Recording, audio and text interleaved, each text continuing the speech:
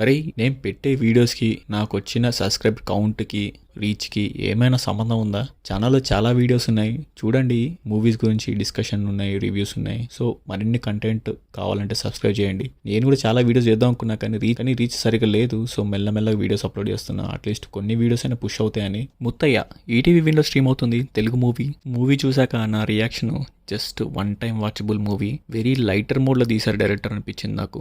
బలగం movie fame Sudhakar Reddy గారు ఈ మూవీలో లీడ్ రోల్గా చేశారు. సో స్టోరీ అంతా తన చుట్టూ తిరుగుతూ ఉంటుంది.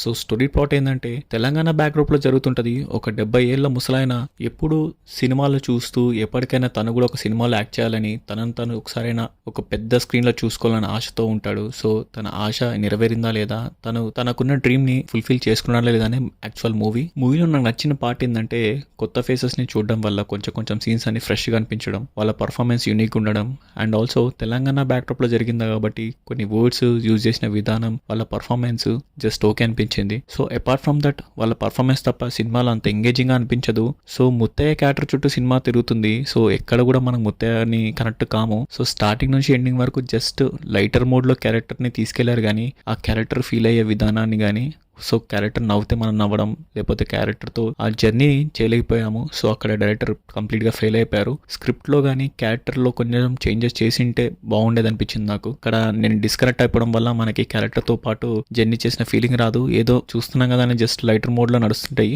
ఇంకోటి డిసప్పాయింటెడ్ ఏంటంటే సినిమాటోగ్రఫీ. అన్ని షాట్లన్నీ తీసుకెళ్లి మాస్టర్ షాట్లో పెట్టేసిన వల్ల సీన్ చెప్పినప్పుడు కానీ ఆ ఎమోషన్ డైలాగ్ చెప్పినా కానీ ఎక్కడ కనెక్ట్ అవ్వలేదు. బిగ్గెస్ట్ మైనస్ అనిపించింది సినిమాటోగ్రఫీ. ఏదో అన్ని లాంగ్ షాట్స్ పెట్టి కూర్చున్నాడు, డబ్బింగ్ లో వాయిస్ చెప్పారు అనే ఫీలింగ్ వచ్చింది నాకు. సో క్యారెక్టర్ ఫీల్ అయినప్పుడు జస్ట్ క్లోజ్అప్స్ పెట్టి కొంచెం బీజిఎం తో పాటు ఎంగేజ్ చేయొచ్చు కానీ, సో డైరెక్టర్ అక్కడ కూడా ఫెయిల్ అని చెప్పొచ్చు. బీజిఎం వైజ్ కూడా నాకు అంత ఏం ఎంగేజింగ్ అనిపించలేదు.